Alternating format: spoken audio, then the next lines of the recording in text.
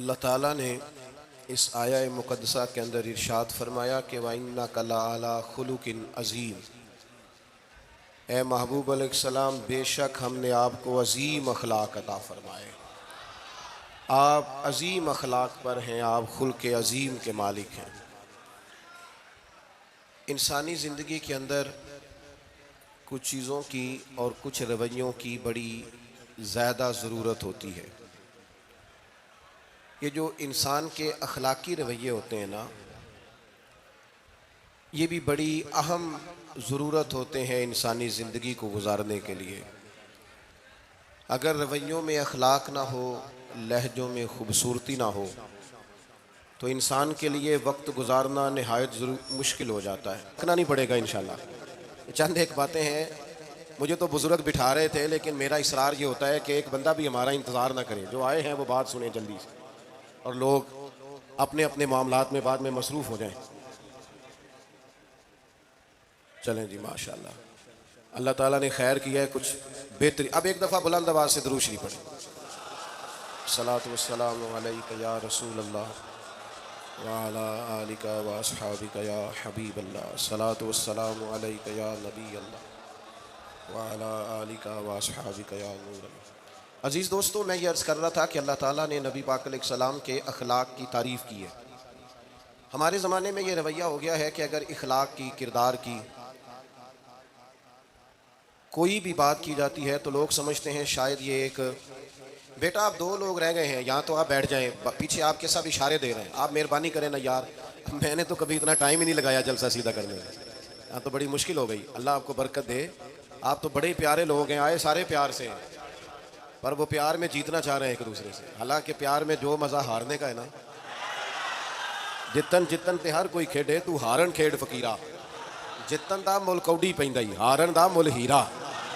اس میں تو قربانی دینی چاہیے، ایک دوسرے پر اثار کرنا چاہیے، کہنا چاہیے یار آپ بیٹھ جائیں میں ذرا پیچھے چلا جاتا ہوں، یہ تو دینی ماحول ہے، اس میں تو اثار کی ضرورت ہے۔ بہرحال آمد برسر مطلب ہمارے ہاں لوگ سمجھتے ہیں کہ اخلاق کی بات کی جائے تو شاید یہ بڑا عام سا سادہ سا کوئی عنوان ہے، حالانکہ یاد رکھیے گا نبی پاک علیہ السلام نے فرمایا ہے میں مکارم اخلاق کی تکمیل کرنے کے لیے دنیا میں آیا، فرمایا میں اخلاق ہی کو تو مکمل کرنے آیا ہوں۔ اور نبی پاک علیہ السلام نے اخلاقی رویوں پر بہت زیادہ زور دیا ہے۔ حضور علیہ السلام فرماتے ہیں کہ قیامت کے دن میرے سب سے زیادہ قریب وہ شخص ہوگا جس کا اخلاق زیادہ اچھا ہوگا۔ ہمارے ہاں لوگوں نے اخلاق کا معنی بھی اپنی مرضی کا کیا ہوا ہے۔ بعض لوگوں کا خیال ہے کہ صرف میٹھا بولنا ہی اخلاق ہے، حالانکہ میٹھا بولنا بھی اخلاق ہے، لیکن صرف میٹھا ہی بولنا اخلاق نہیں۔ میٹھا تو لوگ اپنے مطلب کے لیے بھی بولتے ہیں، میٹھا تو اس لیے بھی بولتے ہیں کہ مجھے اب کام پڑ گیا، اور بعض لوگوں کی ٹریننگ ہوتی ہے اس لیے وہ میٹھا بولتے ہیں۔ آپ کسی بہت بڑے شاپنگ مال پہ چلے جائیں تو وہاں جو سیلز مین ہوتے ہیں ان کی ٹریننگ ہوتی ہے کہ انہوں نے بولنا ہی میٹھا ہے، گاہک جتنی مرضی تلخی کرے وہ تلخ نہیں ہوتے، میٹھا بولتے ہیں۔ بعض لوگوں کی ٹریننگ ہوتی ہے امیر سے میٹھا بولتے ہیں، غریب سے میٹھا، تو یہ اخلاق نہیں، یہ تو انہوں نے کچھ دیر کے اپنے آپ کو سمجھایا ہے، قائل کیا۔ یاد رکھیے گا صرف میٹھا بولنا اخلاق نہیں بلکہ سچ بولنا اخلاق ہے۔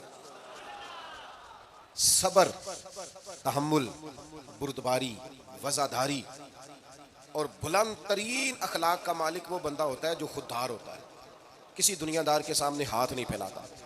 اللہ تعالیٰ نے جو اسے دیا ہوتا ہے اس پر راضی رہتا ہے، اس کے مزاج میں، اس کی کو ذرا کم کر دیں جی، اس کے مزاج میں لالچ نہیں ہوتا، ہرس، ہوس، طمع، مفاد پرستی، یہ چیزیں جس آدمی کے مزاج میں نہیں ہوتی وہ شخص با اخلاق ہوتا ہے، اور بندے میں مروت ہو، وفاداری ہو، خلوص ہو، للہیت ہو، تو بندہ با اخلاق ہے۔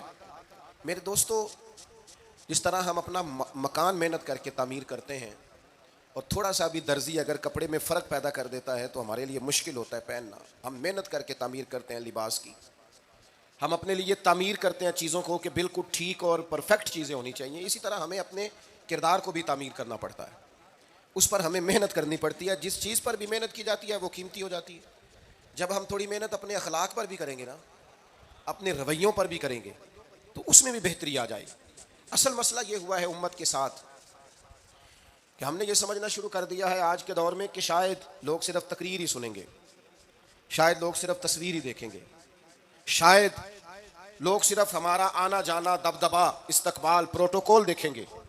حالانکہ یاد رکھنا، سب سے زیادہ جو چیز تبلیغ کرتی ہے وہ انسان کا کردار ہوتا ہے، وہ اس کا اخلاق ہوتا ہے۔ بہت سارے بزرگ تو ایسے جو تقریریں کرتے ہی نہیں تھے۔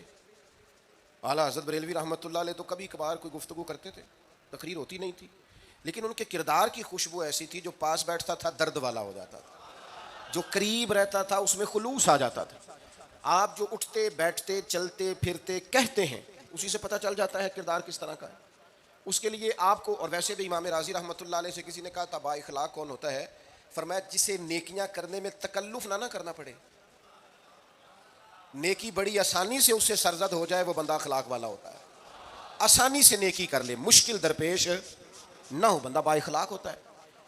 جب جب ہمارا اخلاق اور کردار اور لب و لہجہ اور اٹھنا بیٹھنا، آپ بڑی تعریفیں کریں گھر جا کے کہ میرے استاد بڑے قابل ہیں، آپ کہیں میں بہت عالی شان پیر صاحب کا مرید ہوں، کیا بات، لیکن خدا نہ کرے بیوی کو گالی دیں تو وہ اسی وقت کہہ دے گی یہ سکھایا تجھے تیرے پیر صاحب نے، یہ استاد صاحب سے سبق پڑھ کے آیا، یہ کس تنظیم کا آدمی ہے؟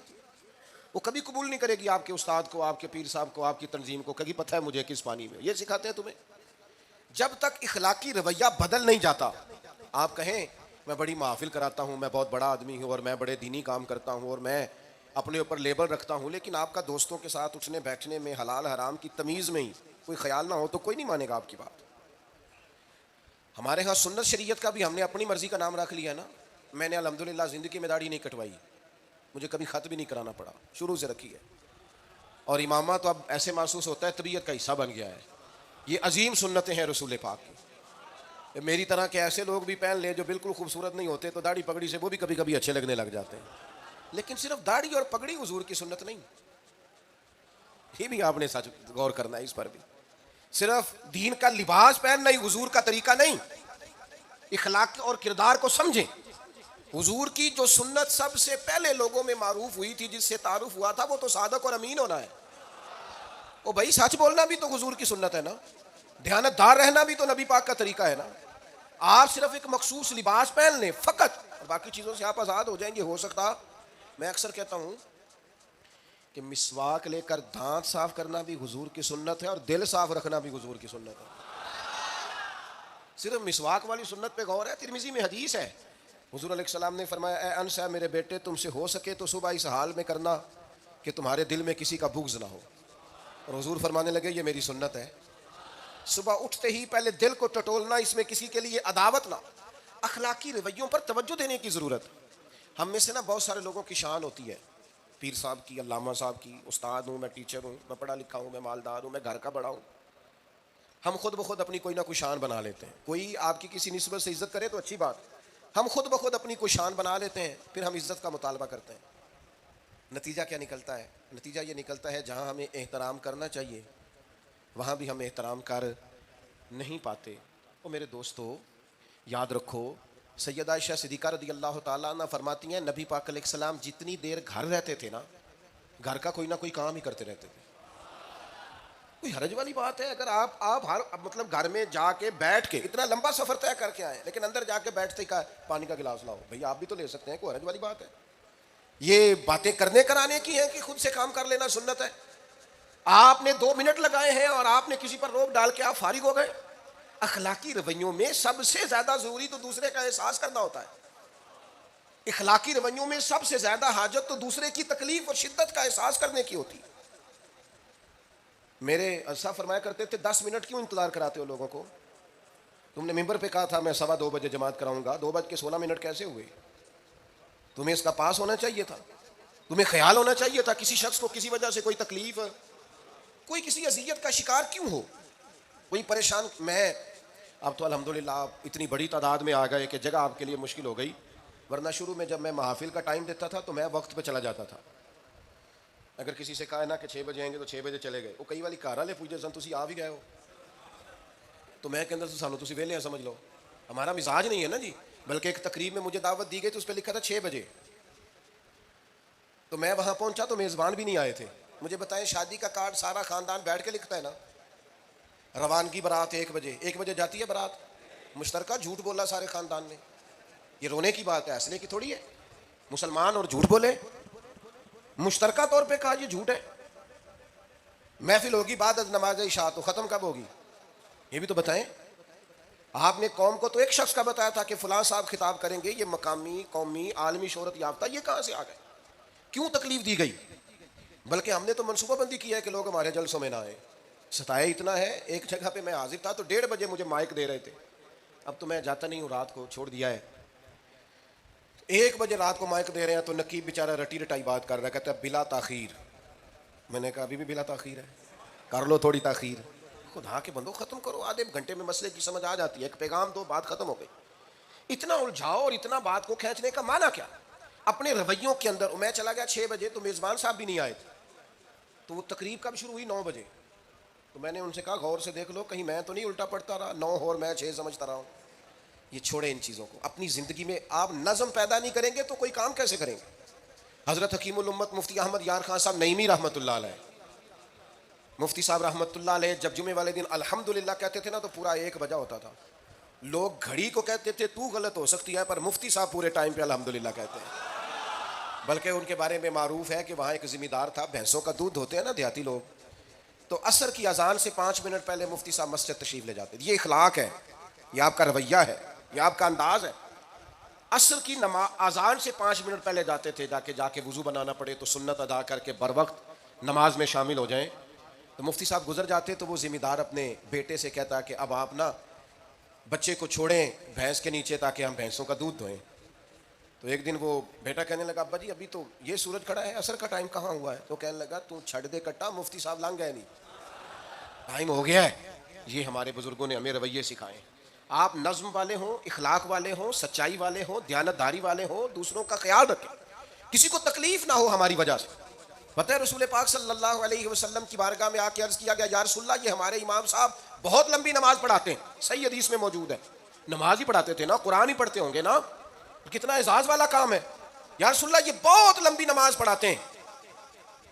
اللہ کے محبوب علیہ السلام نے بلا لیا اور لفظ پتہ کیا ہے؟ حضور فرمانے لگے میں لوگوں کو دین کے قریب کرتا ہوں، آپ دور کرتے ہیں. فرمایا جب بھی نماز پڑھائیں معتدل پڑھائیں. اور خود حضور کا عمل کیا ہے؟ حضور فرماتے ہیں جب میں نماز میں کھڑا ہوتا ہوں تو میرا دل کرتا ہے میں لمبی نماز پڑھاؤں. ہمارا جب کسی شے کو دل کرے تو ہم چھوڑتے ہیں، میرا دل کرتا ہے میں لمبی نماز پڑھاؤں. لیکن حضور فرماتے ہیں پھر پیچھے سے کسی بچے کے رونے کی آواز آتی ہے، میں سوچتا ہوں اس کی ماں پریشان ہوگی، میں نماز مختصر کر دیتا. اور میرے بھائیوں نماز میں بھی لوگوں کا احساس، ہماری طبیعت ہی نہیں رہی. کوئی آدمی ہارن دے رہا پیچھے سے اور سامنے گاڑی میں 2 بندے کھڑے، گاڑی مین روڈ پہ کھڑے کر کے باتیں کر رہے ہیں اور وہ ہارن بجا رہا ہے تو کہتے ہو ٹھہر جا، آگ بجھانی ہے جا کے. ایک تو آپ نے اتنا ظلم کیا کہ آپ نے روڈ بند کیا، اور دوسرا اخلاقی رویہ یہ ہے. اور میرے بھائی یہ بھی بد اخلاقی ہے کہ آپ اپنا موٹر سائیکل مین روڈ پہ کھڑے کر کے دکان پہ چلے جائیں، لوگوں کو تکلیف میں ڈالیں گے. اسلام اس کی اجازت نہیں دیتا. رستوں کے نشان مٹانے والے کو نبی پاک نے تنبیہ فرمائی، کسی کو تکلیف ہو، اذیت ہو. اور بعض لوگ سمجھتے ہیں کہ میں نے پریشر میں رکھی ہوئی ہے دنیا، ڈرتے ہیں لوگ مجھ سے. جو ڈر کے عزت کرتا ہے وہ خوف کھاتا ہے، اور جو محبت سے تجھے سلوٹ کرتا ہے وہ تیرا احترام کرتا ہے. بعض لوگ کسی کے شر سے بچنے کے لیے بھی اسے سلام کرتے ہیں، وہ عزت نہیں ہوتی، وہ عزت نہیں ہوتی کہ یہ تو رٹا ڈال دے گا. اپنے اخلاقی رویے ہمیں اللہ کے محبوب سے سیکھنے، حضور سے خیرات لینی ہے، اخلاقی اسرار. ہم نے اپنے آپ کو سمجھنا ہے، ہم نے اپنے مزاجوں میں تبدیلی پیدا کرنی ہے، بالخصوص بزرگوں کے معاملے میں، بڑوں کے معاملے میں. جیسے جیسے انسان ضعیف ہوتا جاتا ہے نا، حساس ہوتا جاتا ہے، اسے باتیں تکلیف دینے لگتی ہیں. وہ ایک بوڑھی اماں ایک دفعہ مجھے کہنے لگی کہ آپ میرے بچوں سے کہہ دیں خرچہ پا میں تھوڑا دین کرن، میرے نال بولن صحیح کرن. وہ جب اپنی بیویوں کے سامنے میرے ساتھ تھوڑا والیوم اونچا کر کے بات کرتے ہیں آواز کا تو مجھے تکلیف ہوتی ہے. اپنا رویہ، لہجہ، اس پر غور ہو. جوانی میں ہی تو برداشت کرنا ہوتا ہے. اپنے مزاج کو کبھی بکھرنے اور ٹوٹنے نہ دیں. اور سب سے زیادہ بندے کا پتہ ہی تب چلتا ہے جب کوئی اسے پورا غصہ دلائے، جو پھر کنٹرول کرے، وہی تو کمال آدمی ہوتا ہے. آ کے کہا گیا تھا نا نبی پاک علیہ السلام کو کہ یا رسول اللہ وہ معاذ اللہ ان لفظوں کے ساتھ تانا و تشنیع کرتے ہیں، نقل کفر کفر نہ باشد. تو حضور فرمانے لگے وہ پتہ نہیں کس کی باتیں کرتے ہیں، مجھے تو اللہ نے محمد بنا کے بھیجا. میں تو محمد ہوں اور محمد ہوتا ہی وہ ہے جس کی تعریفیں ہوں. تو پتہ نہیں کس کی باتیں کر رہے ہیں, چھوڑو. وہ پتہ نہیں اس کی بات کر رہے ہوں گے جس کا وہ معاذ اللہ نام بگاڑتے ہیں. میرے عزیز, تھوڑا سا برداشت, اور آپ جملوں سے غور کریں, کسی کے لہجے سے غور کریں کہ وہ بندہ کہیں تکلیف میں تو نہیں, آزمائش میں تو نہیں. میں پہلے مختصر تقریر کرنا چاہ رہا تھا, اب آپ لوگوں نے اور مختصر کرا دیا مجھ سے, تو میں بس بات کو سمیٹنے لگا ہوں, آپ غور فرمائیں گے. ایک دن نبی پاک علیہ السلام نے سیدہ عائشہ صدیقہ رضی اللہ تعالیٰ عنہ سے فرمایا, حضور فرمانے لگے, عائشہ جب آپ مجھ سے خوش ہوتی ہیں تب بھی مجھے پتہ چل جاتا ہے, اور جب آپ کے دل میں کوئی بات ہوتی ہے تب بھی پتہ چل جاتا ہے. تو سیدہ پاک عرض کرنے لگی, حضور مجھے میری ماں روئے, میں اور آپ سے ناراض. تو کریم فرمانے لگے, بتاؤں پھر؟ یا رسول اللہ فرمائیے. حضور فرمانے لگے, عائشہ آپ کبھی کبھی قسم اٹھاتی ہیں؟ یا رسول اللہ اٹھاتی ہوں. فرمایا, جب آپ خوش ہوتی ہیں تو کہتی ہیں مجھے رب محمد کی قسم, اور جب دل میں کوئی بات ہوتی ہے پھر کہتی ہو جناب ابراہیم خلیل کے رب کی قسم. پھر حضرت ابراہیم کی نسبت سے قسم اٹھاتی ہو. تو جناب عائشہ کہتی ہیں, حضور کی بات سن کے جو میرا حال تھا میں بتا نہیں سکتی. یا رسول اللہ آپ اتنا خیال کرتے ہیں, یہاں تک خیال فرماتے ہیں کوئی کیا بول رہا ہے؟ کہتی میں نے فوراً عرض کی کہ یا رسول اللہ مجھے رب محمد کی قسم ہو, میری زبان سے نام ہی جاتا ہے, میرے دل میں آپ ہر وقت موجود رہتے ہیں. دل میں آپ احساس پیدا کریں گے, آپ تھوڑا سا غور کریں, آپ کسی کی تکلیف کے بارے میں حساس ہوں گے. میرے بھائی, پتہ کیا ہوتا ہے, 2 منٹ کا غصہ ہوتا ہے ہمارا, اور کئی دفعہ عمر بھر کا پچھتاوا چھوڑ جاتا ہے. ہمیں احساس ہوتا ہے ہم سے غلطی ہو گئی, ہمیں خیال ہوتا ہے کہ یہ لفظ مجھے کہنے نہیں چاہیے تھے, پر ہم سے سرزد ہو جاتے. میں ذاتی طور پہ آپ سے ایک بات عرض کروں, یہ میں ابھی آیا ہوں نا تو دوست پکڑتے ہیں, دوڑتے ہیں. خیر اب فرق بھی ہے پکڑنے والے میں, پہلے دعا لینے والے ہوتے تھے, اب سارے فوٹو لینے والے ہوتے ہیں. یہ بھی مسئلہ ہے, اور بعض لوگوں کو فوٹو چاہیے ہوتی ہے, باقی جو ہوتا ہے ہو جائے, اس سے غرض نہیں ہوتی. میں نے بہت ساری جگہوں پہ جانا چھوڑ دیا ہے, اس کی وجہ یہ ہے کہ میری وجہ سے لوگوں کو تکلیف ہوتی ہے. اب میں یہاں موجود ہوں, یہاں سے مجھے آگے بڑھنا ہے. اب جہاں مجھے آگے جانا ہے وہ مجھے اس بات کی اجازت نہیں دے رہی چیز جہاں مجھے پہنچنا ہے کہ میں رکوں اور ایک ایک آدمی سے ملوں. جہاں ہمیں کہیں اور جانا ہوتا ہے وہ یہ تو پوچھتے ہی نہیں کہ آپ نکلے ہیں کہ نہیں نکلے, وہ تو کہتے ہیں کتنے پہنچے ہو.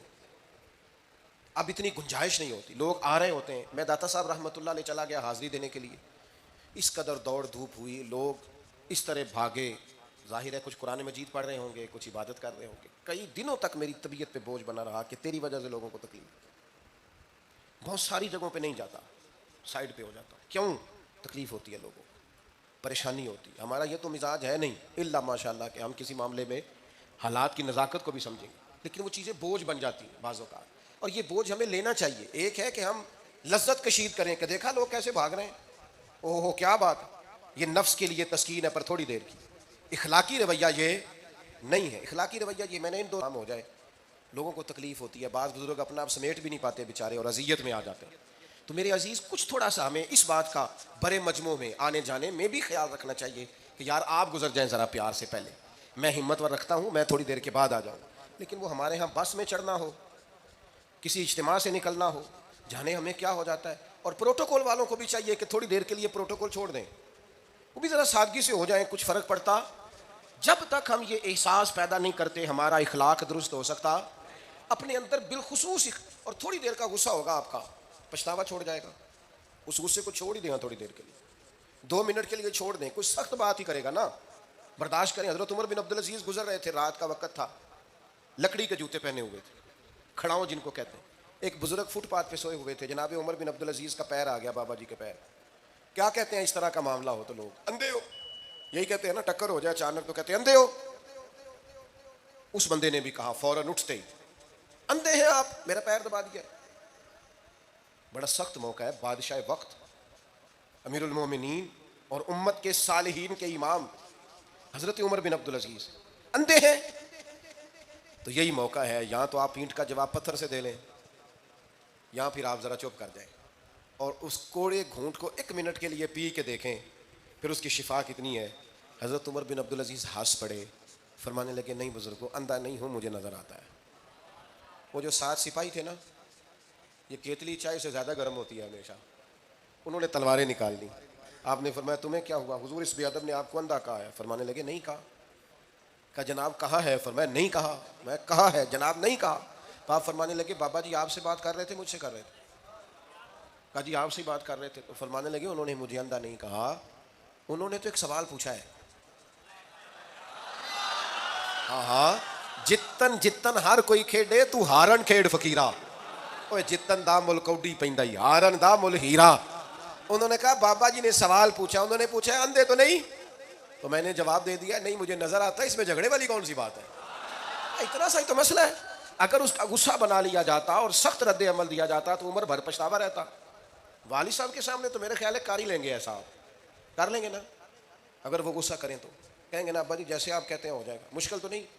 اماں جی کے سامنے تو کر لیں گے نا. اے جنہ دی مووی بن رہی صرف یہ نہیں ہاں نہ کر رہے, یہ گل پکی نہ ہو جائے, باقی بول رہے ہیں ماشاءاللہ. والد صاحب کا غصہ برداشت کر لیں گے انشاءاللہ, بزرگوں کا برداشت کر لیں گے. سید صاحب ہیں, عالم ہیں, کوئی بزرگ ہیں, اگر کبھی کسی وقت سمجھانے کے لیے کوئی تنبیہ کر دیں تو قبول کر لیں گے انشاءاللہ.